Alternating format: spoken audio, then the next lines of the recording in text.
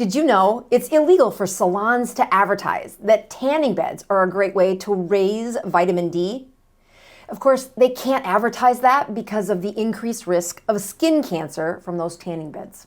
You might be surprised at my take on this. I'm going to use the story of my dad to tell you why those vitamin D supplements might not be doing what you think they're doing. In his mid-70s, my dad's health problems seemed to rise dramatically. A few years prior, he had the markers of health: strong muscles, strong bones, high vitamin D, and normal kidneys and brain function.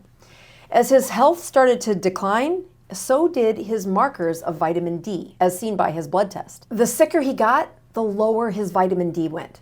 It went from the mid-50s down to the 40s, 30s, and then into the teens. And I, as a prescribing physician, helped him get the highest replacement of vitamin D possible. We wrote prescriptions for 50,000 units for him to take to replace his vitamin D. Yet test after test showed his vitamin D never got out of the 20s, even with the highest amount of supplements I could offer him. So what was going on? I'm giving him the best prescriptions. They're FDA approved, so it wasn't that the supplement company was wrong. The problem actually was almost a self-perpetuating illness that could have been improved by increased vitamin D levels, but you needed to be able to absorb the vitamin D to give him those benefits. It was a vicious, awful cycle. I could easily link this low vitamin D level in his labs to several of the health problems he was suffering with. His mental health was poor. His kidney function was failing. His white blood cells were doing an awful job of defending his body. From brain to lungs to bones, his health was poor as a result of vitamin D. You see, vitamin D has the power to impact different cells differently. As vitamin D travels throughout the body, it acts like a hormone, crossing into the cells and then communicating through the mitochondria into your nucleus. That messaging system inside each nucleus produces proteins unique to those cells. That's why the link of low vitamin D seems to correlate in multiple areas of medicine. This chart does a great job of showing what's the difference of someone who has a vitamin D of 25 versus one that's much more robust, near 50. So when comparing patients who had a vitamin D of 25 with those who had a vitamin D much higher, we can see that all-cause cancers were 35% less likely when the vitamin D was 38 instead of 25. Take breast cancer. There was actually a 30% reduction if your vitamin D went from 25 to 34 when comparing those two populations.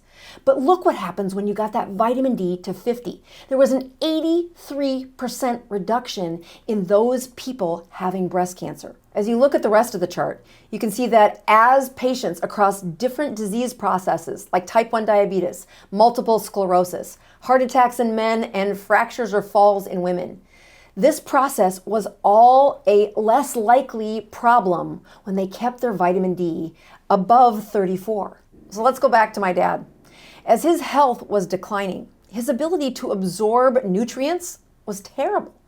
In fact, you could call it leaky gut, but it was that increased permeability throughout his gut that even if he absorbed some of that vitamin D, he was leaking out just as much.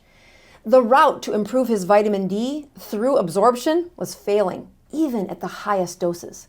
After months of failing to raise his vitamin D, I finally threw caution to the wind and said, "Dad, I need you to go to a tanning bed." My dad lives in a really small town. There's only one tanning bed in the town. So I called the lady who ran the salon and asked her to look. Can you see, does your tanning bed have just UVA bulbs, or do you have UVA plus UVB bulbs? Most tanning salons use UVA bulbs and it gives you a quick tan, which is what they're selling you. But UVB bulbs deliver the sun rays that are known for activating the circulating fat in your body that becomes vitamin D when the two of those meet. So I told my dad, I don't want you getting a sunburn. So I want you to start with 3 minutes in that tanning bed. And as a butt white farmer from South Dakota, he really did have a slight pinkness after 3 minutes. Each week he would go for a few more minutes, and by the time we got to that 4th week, he could now tolerate 8 minutes each time he went to the tanning bed. We had him going a couple times a week. It was after 30 days that we measured his vitamin D again. Remembering, no supplements were given, just the tanning bed. And now, his vitamin D was 83. His doctor said, "You're overdosing on vitamin D." I said, "Dad, you're finally therapeutic."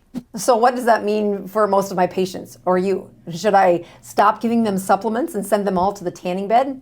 No, that's not what I'm saying. I am saying that you shouldn't guess that your vitamin D is doing what you think it's doing.